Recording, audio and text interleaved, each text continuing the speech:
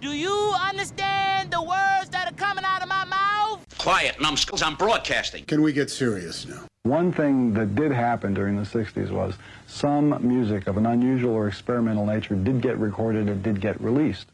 Now look at who the executives were in those companies at those times. Not hip young guys. These were cigar-chomping old guys who looked at the product that came and said, I don't know. Who knows what it is? Record it, stick it out. If it sells, all right. We were better off with those guys than we are now with the supposedly hip young executives who are making the decisions of what people should see and hear in the marketplace. Success in the music business begins with a dream, a vision. This podcast will give you, the listener, the insight and tools to turn that vision into a reality. Meet the industry professionals who work day by day behind the scenes, helping to make those dreams come true. Welcome to the business side of music. On the show with us today, all the way from Copenhagen, glad to have him on the show, Jesper Skibsby. Please tell me I said that correctly. That is perfectly fine. Thank you, Bob. He is the founder and CEO of Warm. Now, we're going to travel down a path that we don't engage in too often, and that happens to deal with radio. But your company provides one of the largest radio monitoring platforms out there. You cover more than 30,000 radio stations around the world, which in itself is quite impressive. Tell us a little bit about your company, how and why it got started. First of all, thanks for having me, Bob. The whole beginning of Warm was basically that I was a manager. I worked with several different artists and all with international potential. And at some point, I think in 2015 or something, I had a band that was signed to a major label, and I found out that the song was played in Poland. And being a Danish band, and we hadn't done any promotion, this was of course completely organic growth. And I contacted the radio station, and we arranged more plays, and we got more songs in rotation, and we got an interview and a setup and so on. So I kind of thought this would be really great in order to have this accessibility. And I found that the existing services, for example, through majors and through IFPI and various organizations, was very limited to what major labels usually use, which is primarily local data. So a major label in Poland would probably get the Polish data, and a major label in Denmark would get maybe Scandinavian data. And so from an independent perspective, this is of course a big challenge or a big problem, because when you are independent and you work global with your music, you obviously want to have access to global radio data. So it was basically built out of personal frustration, so to speak. You bring up a subject that a lot of us here in the United States don't really look beyond. When we talk about terrestrial radio or even satellite radio, Sirius XM, we focus on the 50 states. We don't look even into Canada or into Mexico. But for someone such as yourself that's based in Denmark, you're absolutely right. You're getting radio play in Poland, or you're getting radio play in Germany or Italy or whatever country you insert there. And it's a totally different world way of doing business, isn't it? Exactly. And for example, let's say you are an alternative band from Iceland. You know, your home market is relatively small. So probably immediately you would like to try and see if there is potential maybe in Canada or the US or UK or rest of Europe or something. And for these kind of bands, there are a lot of radios that we monitor. For example, alternative radios like KEXP, for example, is a great example. But of course, it's one of the main leading ones in in Germany. We have, for example, Flux FM, and so there are a lot of these radios that work with niche radios, and even, for example, college radio in the US and Canada is something that really connects with the independent artists, because obviously they want to try and play something that they really like rather than big commercial radios. They have a tendency to play big commercial music. So there is like a long tail of the industry which could really benefit from having global accessible data, basically. You brought up something in the United States. We look at college radio as a great proving ground to break a new independent act. Do you have something similar to that in Europe? We, of course, also have college or campus radios in Europe, but it's not as dominating as colleges in the US. And I think it's basically something about, as a comparison, in the States, you have, colleges that are the size of, small European cities. So it makes sense to have a radio, but a university with 2,000 people in Lucerne, Switzerland, probably don't have a radio. But even in Denmark, we have, for example, university radio in Copenhagen and in the second largest city, Aarhus, called the student radio.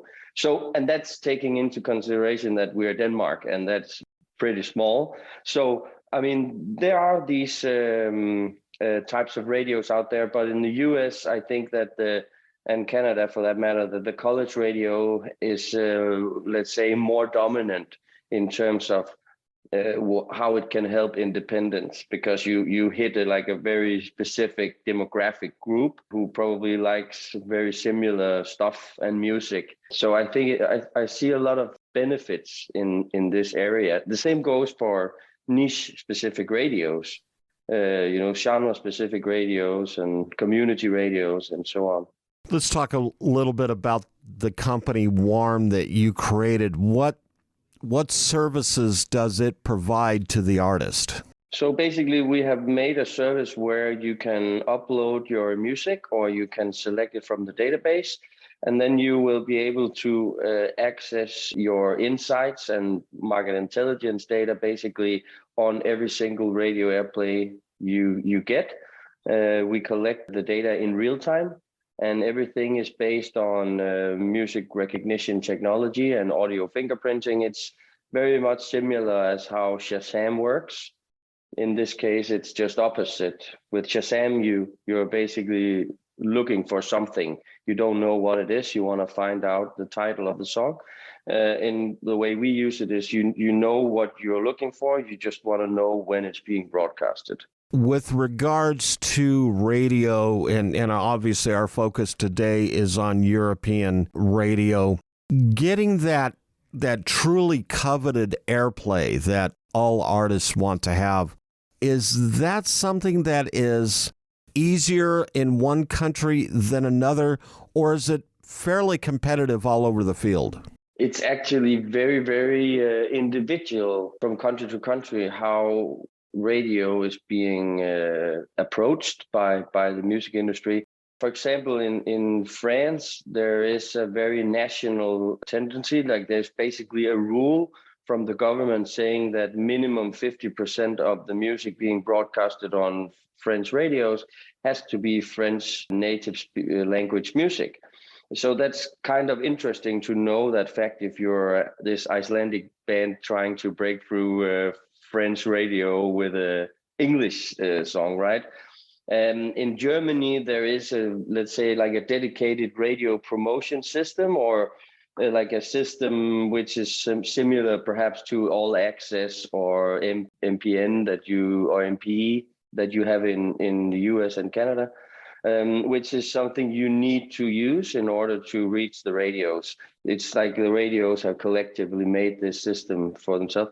So there are different things to be aware of when trying to do radio promotion in different countries, and also, of course, selecting a radio promoter if that's what you want versus do it yourself. I mean, also if you, for example, reach out to radios in specific countries, would be good to be able to do it in their native language. Be aware of these things. Also, of course, there's a lot of cultural factors in terms of genres. If you go to Eastern Europe, you would see a tendency where, more hard music, it could be drum and bass or dubstep or metal, is very dominant in terms of commercial music.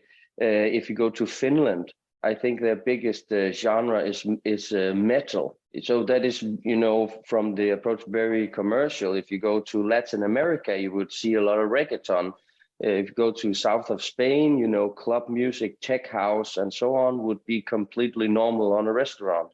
So these kind of things are, of course, extremely relevant when you're trying to market yourself in different countries. Obviously, the focus is on European radio, but I want to go in a little bit of a different direction towards what WARM has, and that is, let's say, a U.S.-based band or a North American band, they could be out of Canada, wants to break into the European radio marketplace.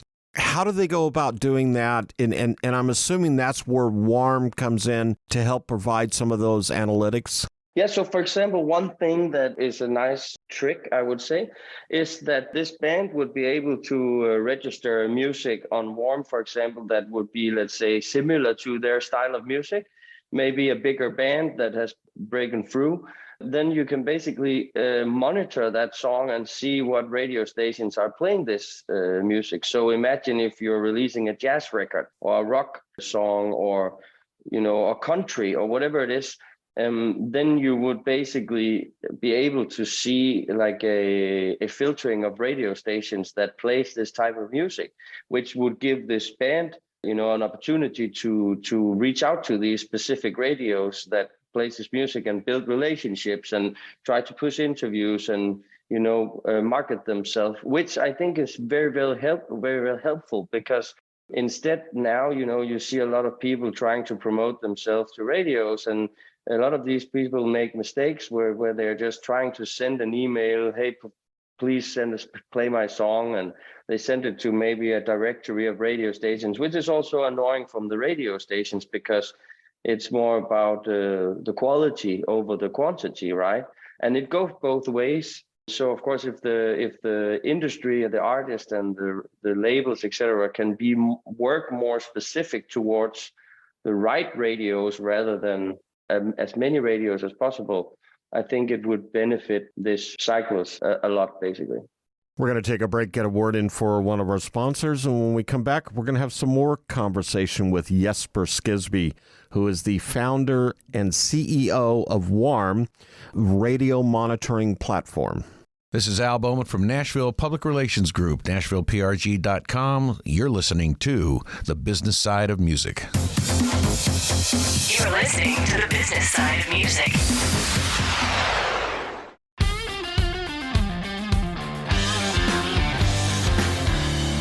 Hey, this is Jack Sharkey, host of Between the Notes. Take a break from all the turmoil in the world and join us each week as we explore the magic, mystery, and beauty of music. Between the Notes, a podcast dedicated to everything music, available everywhere you get your podcasts. As a musician, you have a dream, that vision of what success looks like for you. Though it's not only about the money, money is part of it. Whether you've been extremely successful or you're just striving to maintain a regular cash flow, you need a plan. Money Concepts can help you develop a customized plan to achieve the financial stability and success you want. For over 40 years, Money Concepts has been providing holistic financial planning services to individuals, families, and business owners. As an independent firm, Money Concepts and their associates are committed to always represent the best interest of the client. It's really about a committed, benevolent interest in them personally. This independence, coupled with that committed, benevolent interest, means they represent you, the client, not a product supplier. It's not about selling products, it's about helping you achieve success. To learn how this can benefit you, contact my buddy, John Adams, with Money Concepts at 737-867-9309. That's 737-867-9309. You can also email John at jadams@moneyconcepts.com. You're listening to The Business Side of Music. Back on the show, all the way from Copenhagen, Denmark, which I got to tell you, the one and only time I was in Copenhagen was catching a flight from Stockholm to London, what little I saw, you have such a beautiful city. It's just got to be great to live there. Yeah, it is. It's, a very safe place, and it's a super nice environment. It's like a miniature piece of,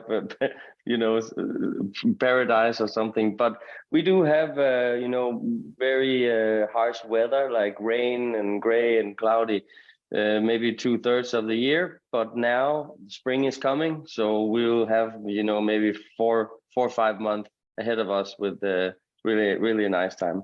When we talk about Warm, you really create marketing partnerships, I'm thinking, with radio, getting them out there. We talked briefly about, let's say, the independent artist who's wanting to break into the European market. Are they better off themselves acting as that representative? You said, the program directors, the music directors, those station heads that make those decisions on what music's going to get played. Is the artist better off trying to represent themselves, or should they go about hiring a promoter to get their foot in the door? That's a very hard question to answer, because I really think it depends on the specific band, or whether there's a label involved, whether there's a budget or not.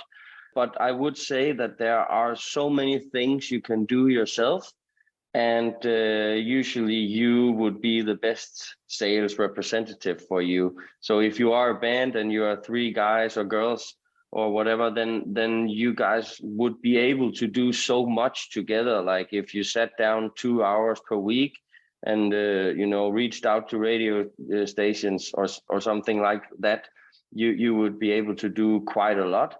Of course, radio promotion or plugging, depending on where you are extremely relevant, and there are a lot of companies and consultants that work in this field.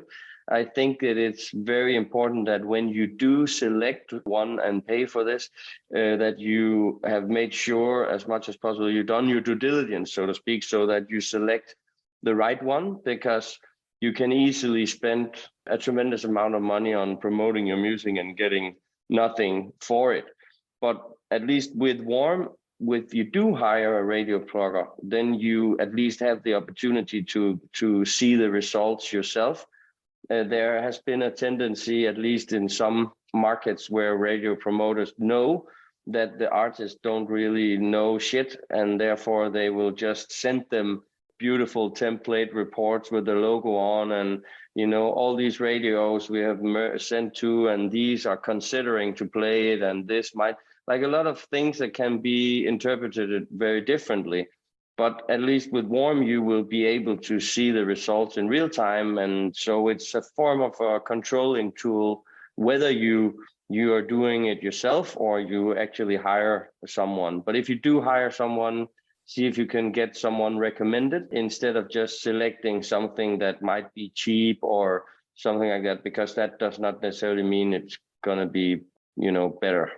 Well, I think what you've described is actually no different than it is here in the United States and Canada. It's kind of the same perils and pitfalls. Does Warm have an in-house promotion staff, or do you typically recommend promoters, or is that something you stay out of? Yeah, so basically we stay out of it. So we are not really partnering with any promotion companies. We are being completely agnostic. We sell information and access to this information. And then because we do work with a lot of radio promoters, obviously, we have made a directory of these radio promoters where you can find them and basically filter based on genre or country or stuff like that. So you at least have a directory to look into if you want to find radio promoters. But we don't have any affiliate agreement with any of them or whatever. But because they are our clients, we can, of course, in some cases introduce people to the right people.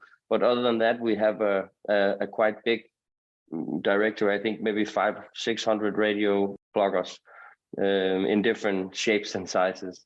Let's dig a little more into the services that Warm would provide to the artist, to the client. What is really some of the first few things they should be looking at when they sign up for your program? I don't know if there's anything really they should be looking at. I mean, I would prioritize to upload the latest music or the newest music or the music that they are most comfortable with, has some streams or some airplay. I mean, if I was an artist and I had made 100 songs, I would not just immediately upload 100 songs. I would, work from top down and just try to, spend my money wisely, not because Warm is expensive, but I think if you were to monitor 100 songs, it could quickly become expensive, of course. So I would focus on the most relevant part of the catalog, and then basically try to extract as much data from that and see if there's synergies. So imagine if you have released 3 songs and the same radios are playing the same 3 records. This is like a perfect opportunity to reach out to the radio, figure out if you can get in contact with the actual gatekeeper or the person that is supporting you, and build on top of that. And of course, also do a little bit of like scraping together all this information, because when you are, for example, releasing your next song through your distributor, you want to maybe put in some information about how your last single performed. And of course, if they're pitching to playlists on Spotify, etc., the more stuff you can present that you have achieved, like for example, radio play, would be very significant in order for the curators at, for example, Spotify to look more into your music. So it's a way to stand out, to present these achievements a bit more. What can the client expect to receive when signing up with Warm? Yeah, so basically, as mentioned, they will be able to see their radio airplays in real time. They will be able to see the timestamp, the date stamp, the duration of the song, the exact name of the radio station, city, country. You can export your reports. You have timeline, graphics, analytics. You have visualizations across a global map, heat map, etc. So there's basically all the tools you need and the data views that you can think of in order for filtering and working with the data as best as possible. You can export it in PDF or CSV if you want to nerd a bit with the data. So it's pretty broad. You brought up nerding a little bit with the data. What if you don't understand those facts and figures that you receive as the client? Do you have a system in place to help really kind of explain that in layman's terms to them? Yeah, I mean, of course, we have a very dedicated support team, so we always encourage people to reach out if there's any questions or if something has happened, of course.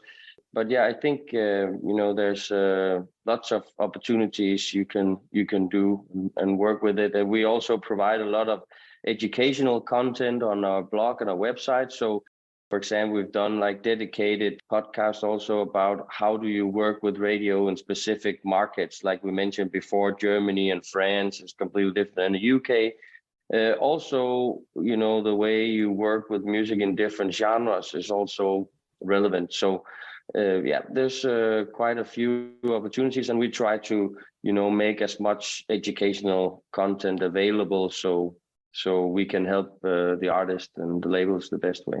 When you talk about the 30,000 plus radio stations that you monitor, I'm assuming, first of all, it's broken down by country. And then is it broken down by genre or format? It's breaking down by city, country, radio station. And of course, we also have information whether it's a terrestrial radio or if it's an internet radio. We haven't genre tagged all the radios, which is a little bit of a challenge because even just agreeing on what a genre is could be different from country to country. The same goes also for like determining what is a radio. Like, for example, in the US, you have like AAA. Yeah, AAA, yeah. AAA, sorry. And you have AC, like adult contemporary. And you have lots of terms that is not being used in Europe. So we're still working on how to define the radio stations as per se. And also some channels, they have different genres and different programs through different days. And So genre tagging the radios are a little bit difficult. And also, if we were to do it in one country, or let's say only the US, maybe it would be a lot easier. But now that we are in 190 markets, it is a bit of a work to to do the same terminology in all countries, from Burundi to Brazil. On the show with us today, Jesper Skibsby, who is the founder and CEO of WARM, which is a radio monitoring platform. Hi, this is singer-songwriter Charles E. Etheridge, and you're listening to The Business Side of Music. You're listening to the business side of music. Whether you consider yourself a musician or not, music is all around us, and it affects our everyday lives, whether it's background music influencing our shopping habits in a store, organ music adding the vibe to a baseball game, or a playlist convincing us to keep going on that last mile of a run. I'm Mindy Peterson, host of the podcast Enhanced Life with Music, where we take a holistic look at music's benefits through the lens of science and medicine, entertainment, and business. You can find me and Enhance Life with Music at mpetersonmusic.com/podcast or wherever you get your audio.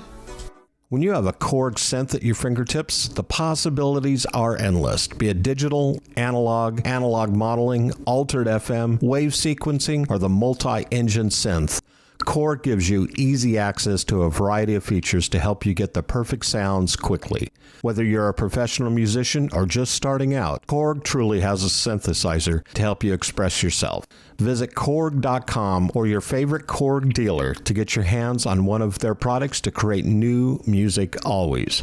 Korg, the official sponsor of the business side of music. You're listening to the business side of music. Back on the show all the way from Copenhagen, Denmark, Jesper Skibsby, who is the founder and CEO of WARM. During the break, we were talking about, obviously, the difference between United States radio, North American radio, and European radio. And there seems to be, from what you were describing, there are times when that data, those analytics, can kind of fall into a black hole or disappear and not really being used to its best advantage. I guess what you're saying is what we look at in the U.S. or what we look at in North America is really a little bit different than what you look at in Europe? Yeah, I mean, I think more it's like, I think a lot of musicians or labels or the music industry in general in the U.S. is not really, seeing Europe necessarily as a market they need to pay attention to, and vice versa. I mean, it's not because I think that the Europeans in general, focus that much on the US either. But I think that's because the existing systems are, as I mentioned previously, very limited to showing local market data. So it is, of course, it makes a lot of sense. But my point here is basically, when a music is being uploaded or registered through a distributor and is released through the DSPs, for example, Spotify, it is already accessible globally.